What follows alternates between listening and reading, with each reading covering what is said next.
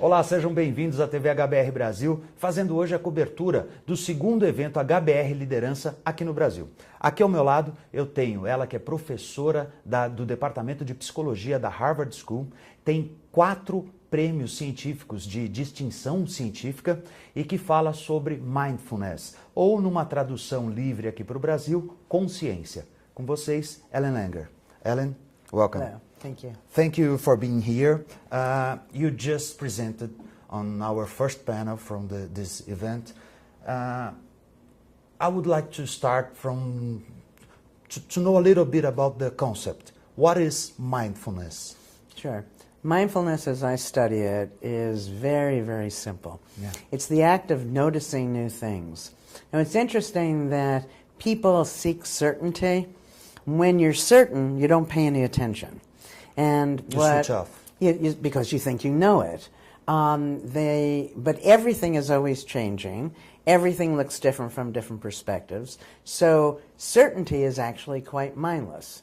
So once you realize that you don't know, then you naturally pay attention. But that act of paying attention is the essence of engagement. And all of our research shows that it's literally and figuratively enlivening. We have people actively notice new things, they live longer. But this seems like a lot of effort to do. No, on the contrary. That when you travel, Yeah. if you are going to come see me in Cambridge, Massachusetts, I will. chances are you would be excited. You would start off thinking you don't know what you're going to see, so you'd have that openness. It wouldn't be difficult at all. No Yeah. more than when I come to your beautiful city, where it's all new to me, there's no effort involved. You see that what is effortful is when you already think you know something, and then you try to pay attention to it. You know, you've been through it 1,000 times, and now you're going to pretend that it's new. But if you actively see the newness in whatever you're doing, it's effortless and exciting. Okay, so if the focal point or the thing doesn't change, you can change your point of view. And it is changing. It's changing. You're just not noticing. You're just not noticing it when you're mindless. Yeah. But if you're mindful, you see it looks different from different perspectives. So Okay. this thing that we're holding Yeah. looks different to you than it does to me. Yeah. Now, if we were able to really get down to the molecular level, we'd see that it's no longer the same. Mm-hmm. So it's different. One thing that people can do when you're looking at something or considering a problem, you can say to yourself, if you were a fireman, how would you look at it? If you were a rancher, how would you look at it? If you were a chemist, how would you look at it? If you were a fashion model. And then people would naturally look at it differently. So the model might see its aesthetics, the chemist might see something about the material, the rancher might look at its function, and this little thing, whatever this is, Yeah. becomes very powerful and provoking many, many thoughts. And what are the benefits? The benefits, so in these 40 years of studying it, Yeah. we get people to notice new things. What happens is they live longer, their health improves. It's the feeling of well-being, the feeling of excitement. When you're noticing things, that puts you in the present. When you're in the present, you avert the danger not yet arisen, and you're there to notice opportunities. Yeah. The noticing, it's sort of incredible, I think. If I didn't do the research myself, I would brag about it. No, seriously. That what we find is that when you're actively noticing, you become a more attractive people to other people. Okay. The things that you make become superior. So This has everything to do with leadership then. Oh, definitely. That we find that when people are in the state of mindfulness, as I study it, this active noticing of new things, they're seen as more charismatic, more trustworthy, and the kind of people that others will willingly follow. So I think mindfulness is the essence of good leadership. Oh, great. your research, so it's been 40 years of research, inspired a lot of other authors, researchers, and everything else. Do you think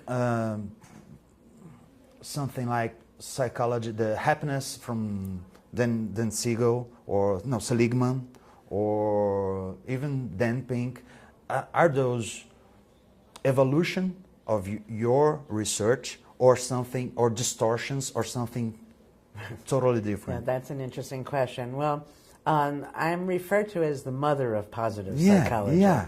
You know, that from the very first, my research, we've been studying health and well-being. Yeah. I think that influence is hard to pin down.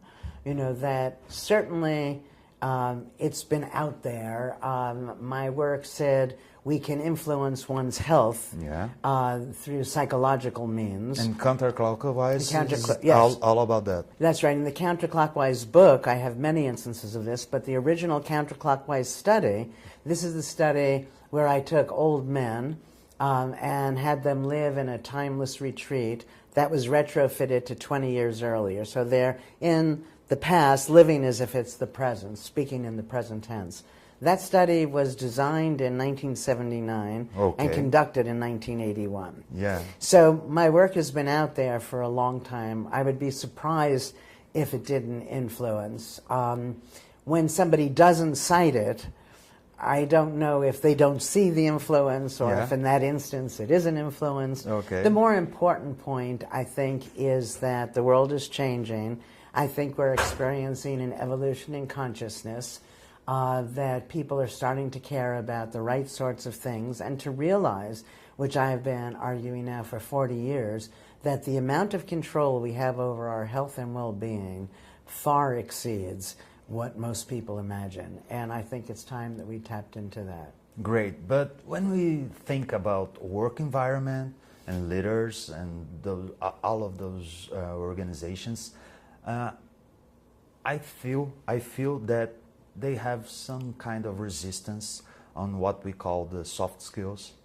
And well, I think that part of the problem is that people who are in charge don't want to give up that control to other people. So I think that probably they're not eager to embrace anything new, right?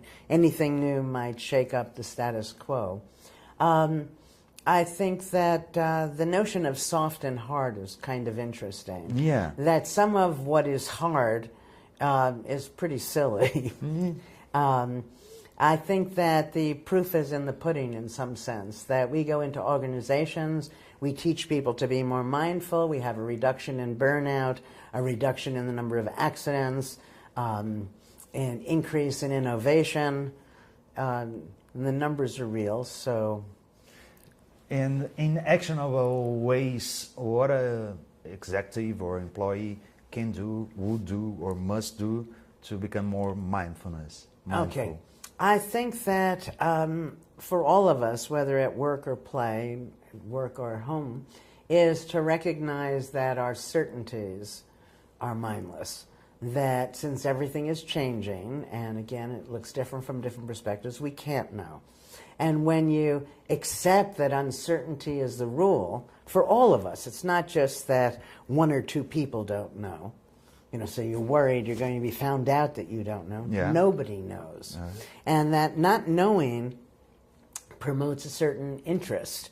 And things become more interesting, and you notice. Now, you shouldn't notice where you're thinking that now you're going to really know this thing, so then you can stop paying attention to it again.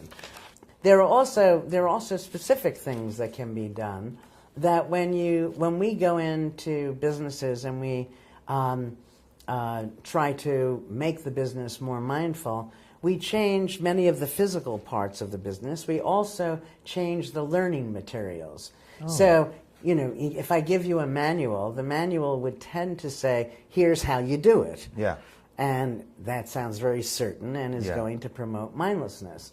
What we do is we make the manuals more conditional, which promotes innovation. Here's one way it would seem that it could be, rather than is. So you bring up possibilities for... Exactly.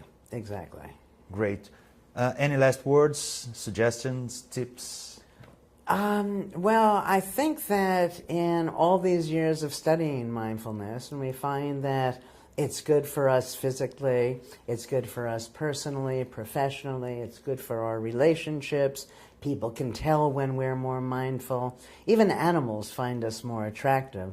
And because being mindful in this way of simply noticing new things feels so good, I can't see any reason why one would not be mindful all of their waking hours. Great. What's next? What's next? What's ahead of you? I'm going to see more of your city. Yeah? I've got a new institute, the Langer Mindfulness Institute, Great. that will be taking place all over the world, so I'm excited about that. I'll probably, at some point soon, begin yet another book on mindfulness at work, but we'll see. Yeah.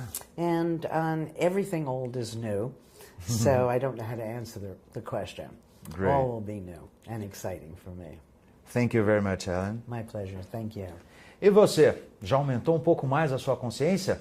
Talvez nós tenhamos outros vídeos que possam ajudar você nesse caminho. Continue conosco, TV HBR Brasil. Muito obrigado.